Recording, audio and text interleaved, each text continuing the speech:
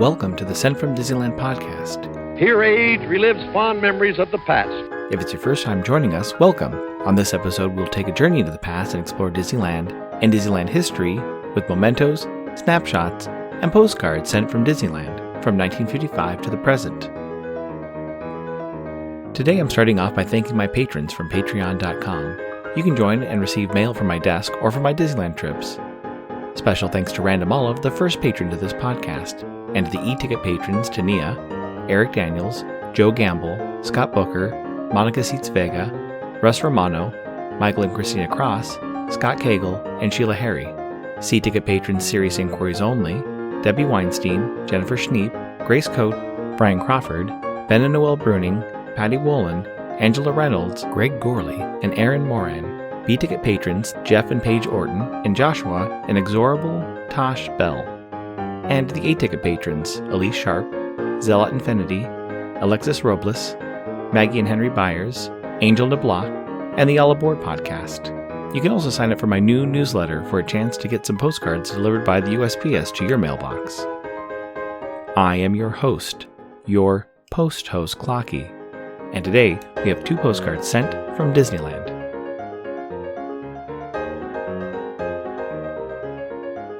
The front of our first postcard has Sleeping Beauty Castle. To the right of the castle, you can see the Matterhorn. Below, guests are walking over the drawbridge, and you can see 2 white swans swimming in the moat. On the back it reads, Sleeping Beauty's enchanted castle stands guard over the entrance to Fantasyland, sharing the skyline with Disneyland Matterhorn. It's postmarked twice, once on July 26, 1962 with a Long Beach cancel, and a second time on July 30th, 1962 with a Dover cancel, and a 4-cent Lincoln postage stamp, Scott number 1036. I assume they visited the park on Friday, July 27th, 1962, when park hours were from 9 a.m. to 1 a.m. The weather was a high of 79 and a low of 62. Park attendance that day was 30,975. It's addressed to Dr. and Mrs. Lewis Harold of Mount Wolf, Pennsylvania. It reads, We sure had a slow but interesting trip. Aldar Mariam. Due to a recent event I had at the park, I thought it would be fun to review some of the times that I've been trapped or evacuated from an attraction. My earliest memory of being stuck on an attraction was back in the mid-80s. I have a vague memory of being trapped on either Mr. Toad's Wild Ride or Pinocchio's Daring Journey. All I can remember is the lights going out and the ride stopping temporarily while we waited for the power to come back on. I'm sure Disneyland has a stronger power grid now. The next time I remember being evacuated from an attraction was about 10 years ago in Disney California Adventure. I was riding California Screaming before it became Incredicoaster. I was a single rider as my friend who was with me was unable to ride the attraction due to health reasons. The attraction started off as usual, but during one of the turns I could hear a recorded message playing through the speakers. Once my roller coaster car slowed to a stop, I could hear it clearly saying, Please stay inside the vehicle. Cast members will be by to assist you. As I looked at where we stopped, I noticed it lined up perfectly with a graded area the length of the ride vehicle. The ride vehicle stopped just before the few dips that happened towards the end of the attraction and over Toy Story Midway Mania. On the Incredicoaster, it's where you see the multiple Jack-Jacks. The cast member that assisted us made sure that everyone felt safe getting onto the platform from the ride vehicle, and slowly removed our overhead restraints and walked us to the stairwell 2 at a time. Once we got to the bottom, we were handed a fast pass for any attraction and sent along our way. Looking at the attraction after, I noticed all the different locations with graded platforms and flat surface areas so they can do similar evacuations. Great news! Enfield Post is back up on Etsy. Grabbing some vintage stamps is a great way to plus your mail, whether you're trying to match the color of your postcard or envelope or adding a themed stamp to the back of your mail.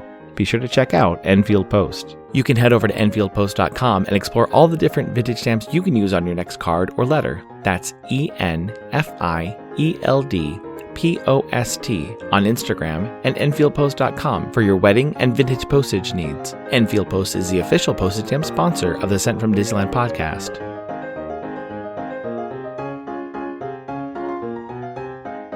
The front of our next postcard has the Matterhorn at night. The lighting makes the Matterhorn almost look a copper color, and the waterfall looks like it ends in a green cave. If you look closely, you can see the monorail track. On the back it reads, Matterhorn at night. Clearly visible from anywhere in Disneyland, the majestic Matterhorn Mountain makes a truly beautiful picture at night. High-speed bobsled runs carry guests down its slopes and through Glacier Grotto.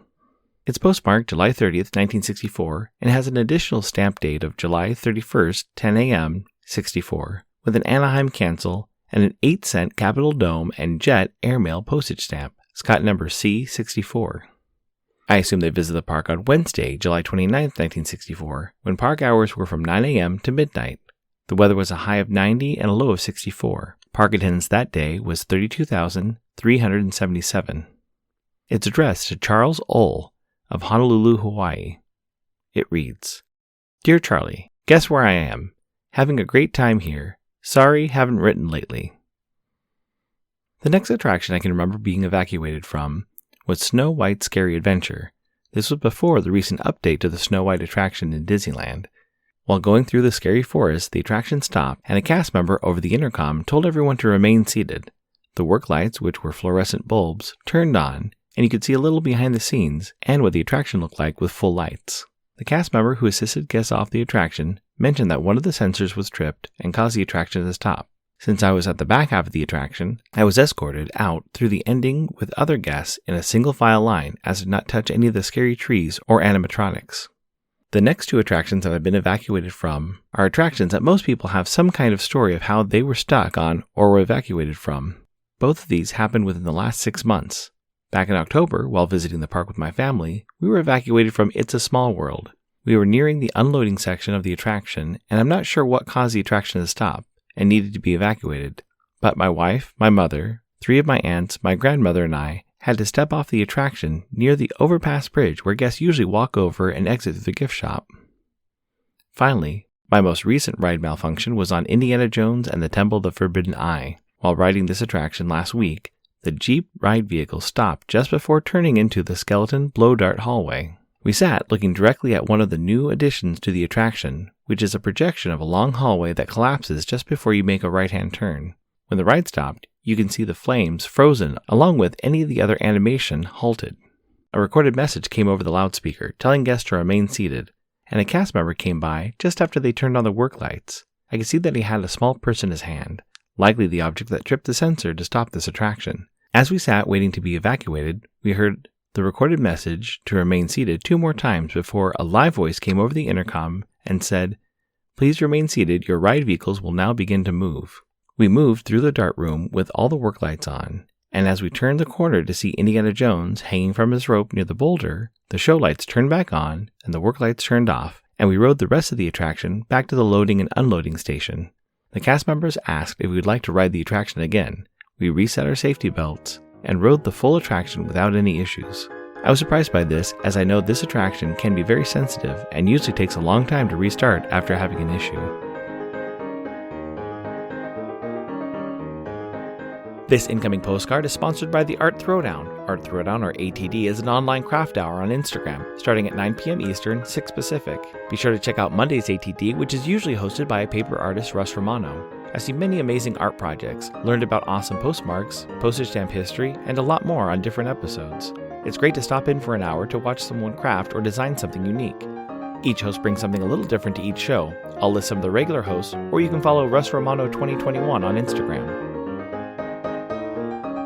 The front of my incoming postcard has an illustration of a blue and white motor bus with the classic 3-circle Mickey design in the center and a Mickey Mouse hood ornament on a top fin of the front of the bus. It's dated March 15, 2024 and postmarked with an Osaka, Japan cancel and 2 postage stamps, a 50 yen 1968 International Letter Writing Week stamp and another 50 yen 1967 Tokyo Universidad commemorative postage stamp. It reads, 3/15/24. Hello! Tokyo Disney World and Disney Sea are really cool. I thought the submarine ride and the huge boat at Disney Sea were really cool. Happy post-crossing, Trevor. Thank you so much for the postcard, Trevor. I really enjoyed looking up information about the Universidad postage stamp, as the word is a portmanteau of University and Olympiad, and this stamp was to commemorate the games being held in Tokyo. I also enjoyed the fun, unique-shaped postcard, and the Tokyo Disney Resort logo on the back with Tinkerbell flying near the castle with the slogan, Happiness Everywhere. I currently have a friend who spent a few days in Tokyo Disneyland and Tokyo Disney Sea and got some really fun photos of mail-related details around the park. I hope I can visit there someday. Thanks for listening to Sent from Disneyland. If you enjoyed this podcast, please subscribe and tell your friends. It'd be helpful to share your favorite episode to a friend or on social media. There are over 200 to choose from. It would also help to leave a 5-star rating and comment on whatever podcast platform you use. If you'd like to support the show financially, please check out our Patreon page at patreon.com/sentfromdisneyland. You can find me on Instagram and Facebook at Sent from Disneyland or on Twitter at Sent from Disney. For questions and comments, send me a postcard addressed to Sent from Disneyland, P.O. Box 44, Hood, California, 95639. This podcast is not affiliated with Disney, the United States Postal Service, or any post office or Disney properties. Opinions expressed on this podcast belong to its host and guests of the Sent from Disneyland podcast.